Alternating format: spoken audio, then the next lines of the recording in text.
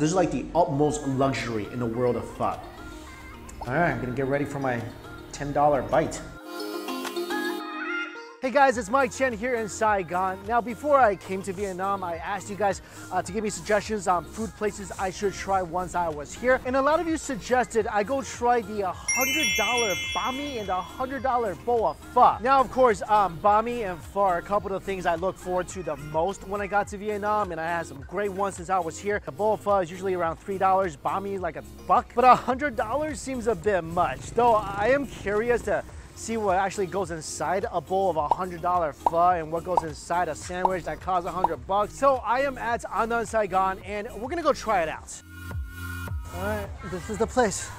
It's around 2 p.m. right now, and this place, I think it only opens for dinner. But to eat the $100 pho or banh mi, you gotta reserve ahead of time, so I did. So I think right now the whole restaurant is closed and I'm gonna be the only one eating here. They got a little global customer wall. I'm gonna add to this. Yeah. There we go. Hey, how are you? Hi, good. We have the local baguette. This is black truffle mayonnaise, French style pate, French foie gras. It's all the fat from the foie gras we're going to put on the sandwich as well too for flavor. All the different layers there, the pate, the pork, the foie gras, a bit of the pork fat and the herbs all mixed together. This is the beef broth. It's very clear, very clean. It's like tea color. First thing we put in is right now a beef rib just to warm up the meat.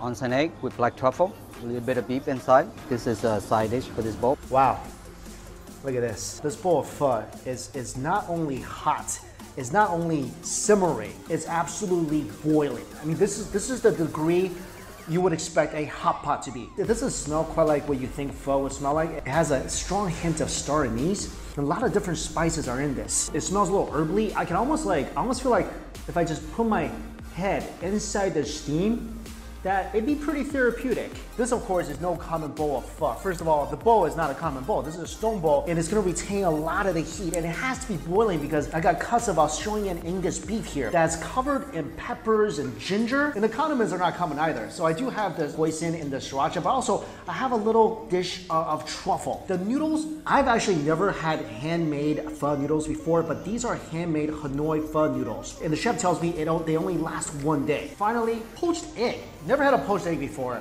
that came with pho. And the chef said to eat the poached egg first, so let's do that. The poached egg, it's literally just floating in this thick broth, kind of like a planet just floating effortlessly in space. Look at it, this broth is thick. It smells very truffly. Oh, it tastes extremely truffly. Wow, it tastes like beef and some truffles sat in a sauna together. A delicious sauna. The poached egg, here you go. I'm gonna just break it open. Oh, that is beautiful. There you go.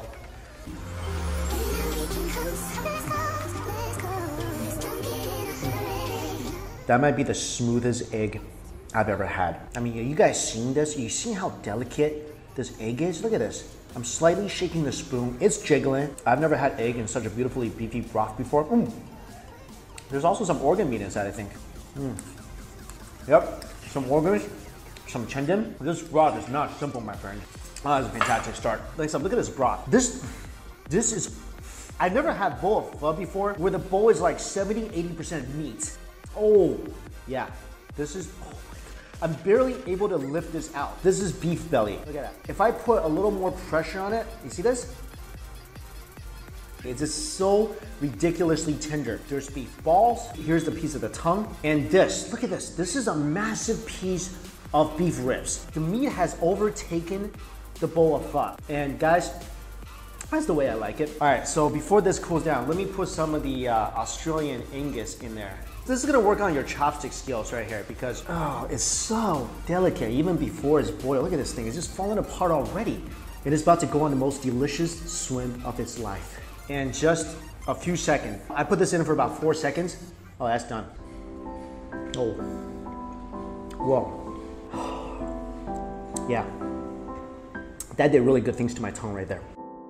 Ooh. Literally barely able to pick up this meat. because it's just falling apart. Just the meat itself in this broth, it's enough for me. Like the flavor has infused the meat enough just to eat it like that. But I got this massive chunk of truffle. So again, this goes in. I feel like this is so cool because I feel like I'm eating a bowl of pho and I'm eating hot pot at the same time, which are two of my favorite things in the world. So this is doubly exciting for me. Ah, here we go.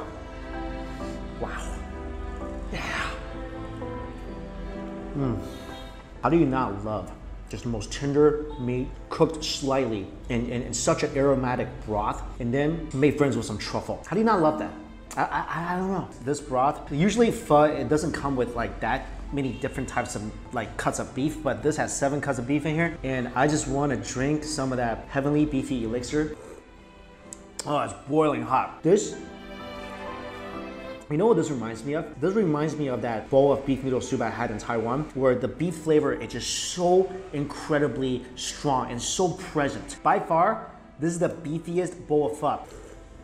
Like seriously, usually pho, I mean, the beef flavor is there. It's pretty, you know, it's already pretty beefy. But this is like a typical bowl of pho soup times 100 in beefy flavor. I don't feel like you can fit any more beef in here. I think we are at the maximum beef capacity. Anymore, this thing would just start running out eating grass. All right, with every grated bowl of pho, you gotta dress it up a little bit with some herbs and onions. That is gonna change the flavor profile of the soup a bit. And also, I gotta put lime in my pho because I just love that citrus flavor with my beef. Give that a nice mix. Wow. Wow. The soup has become a little bit more herby. And it's so good. Now, the noodles here, this is really unique. This is handmade pho noodles. First thing already that's different is that when I picked it up, it's not clamping together. And I'm just gonna take some of the noodles, put it inside my broth, let it swim around, touch the broth, get some good experience. I'm gonna take the meat and dip it in some sriracha because I wanna ruin this soup. Maybe a little bit of herb. Here we go.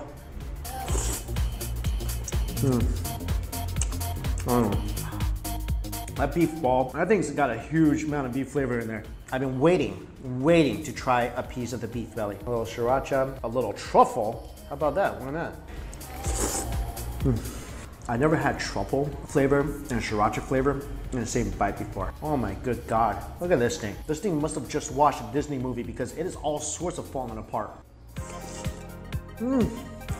That beef basically coated around every single strand of noodles. The brisket. There you go, brisket. Meat truffle. I love the fat that's inside the brisket. Oh, that thing is so melty. The shank is what I've really been looking for. Look how big this thing is. I didn't even touch this and the bone fell out. Look at all the meat on this beef monster. Those of you sitting at home who thinks this might be like a little beef overkill, I want to ask you a question. But really, can that really be a thing? I mean, can you really have too much money? Or, I mean, can a person be too pretty? I don't think so. This is my favorite after the Australian beef. I feel like a lot of flavor of the soup comes from this giant piece of meat right here. All right, I'm gonna leave this alone for just a second because there's something else on my table of equal importance that I've been neglecting and I feel bad. So let me introduce you to this, the $100 banh mi. Now, like I mentioned in the beginning of this video, there are a couple things I really wanted to try so much when I came to Vietnam. One is pho, and the other is banh mi. And I'm just so excited to try this. I mean, look at this. This isn't just your simple run-of-the-mill banh mi. Besides having lemongrass pork chops, and it also has a layer of foie gras. I gotta try this.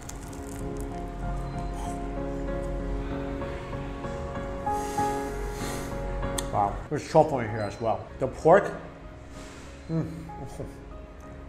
that fat just rendered completely on my tongue. It's a beautiful smoky charred flavor. Foie gras, nice buttery. I've eaten foie gras in a couple occasions. I just never thought I'd have it in a banh mi.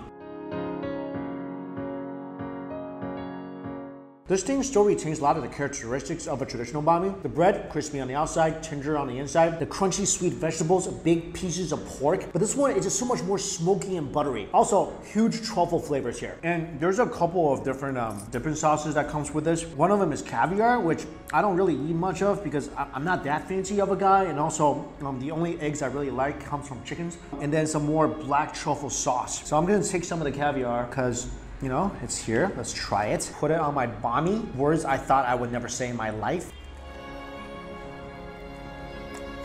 Still not quite sure what caviar tastes like right now. Let me Let me just taste some on its own. I have no idea what caviar is supposed to taste like. That's interesting. It literally just tastes like super gentle, briny fish pellets. It's actually really creamy. It's like creamy little ocean bubbles. I can't really taste it much when it's on the banh mi because the flavor of this is really, really strong. And the caviar, I feel like it's really gentle, but the flavor is definitely overwhelmed by this. Okay, I'm gonna add some truffle mayo here. And guys, one thing I definitely know I will not leave behind at all is the caviar, truffle mayo, and truffle sauce. Because just like at a buffet, you gotta know where your value is. That I love. This also has a little wasabi in here. That wasabi element is absolutely brilliant. I mean, you're getting so much fat in the sandwich from the pork itself, from the truffle. And that wasabi, it just makes every single ingredient dance. And you know, not this type of dancing, but like this. Actually, the combo of the banh mi and this mayo, that's a huge highlight. Also, it comes with some sweet potato chips with cayenne pepper. Delicious, sweet and spicy. Actually, you're supposed to dip the fries in the mayo as well. That goes great with everything. Man, this is awesome. I'm also supposed to dip the fries in the caviar. This feels to me like driving a Civic through the neighborhood of Bel Air because yeah, as good as these sweet potato fries are, I mean, I'm dipping fries in caviar. That's only something I thought Bill Gates and Ronald McDonald did. Now guys, do I think that this bowl of pho tastes what, like, I'm so bad at math. How am I even Asian? Does it really taste, I don't know, 13 times better than a regular bowl of pho? And does this taste like, I don't know, 100 times better than a traditional regular banh mi? And guys, as delicious as both of these items are, I feel like it's just more about the experience of eating them because you're not gonna eat $100 bowls of pho every day. But I love the creativity that went into both of these dishes because it's so interesting to see a food item that as delicious as it is, and I love pho and I love banh mi, they're considered pretty economical foods. And it's just really interesting to see foods that people would normally consider pretty cheap being transformed into something, well, like this. So I am really glad I came here and tried this, and there's a reason I ordered both of these at the same time. Because when I eat pho, I always want some banh mi to dip in it. So I'm gonna take my $100 banh mi and it's going into my $100 bowl of pho. So is this gonna be like a $200 bite? Wait, that's not how the math goes. I told you, I'm really bad. So exciting. That might be the most decadent, delicious, over-the-top bite of pho and banh mi, or pho mi, in all of Vietnam. The buttery, truffly, charred, smoky flavor of the banh mi, combining with just the most intense beefy broth flavor. You know what? Let's take it up a notch. Throw some truffle mayo on that bite and some caviar. I'm sorry. That was the greatest pho mi bite ever. By the way, that is a word now. Pho mi. Couple more bites. Let's do it. All right, last thing I want to do is something really, really, really important. You have to do it when you're eating something delicious. You gotta share. So if you watch my vlog, you know I traveled here with some friends and they also gotta try this. Hey guys, so I brought more food. Cheers. Now it's just my turn to watch. Like I can't even, I mean, I'll finish my food already and it's kind of sad. Now I know how like other people feel. Wow, that was really strong. By the way, guys, some of you asked me to introduce these guys. So this is Jennifer. She does a lot of editing. She does a lot of writing. Brenda does a lot of editing, and we can't speak Vietnamese, so she's acting like our interpreter here on this trip. And Ben's our camera person. Oh, it's so hot. It's so hot. Cheers. Yeah? Yeah?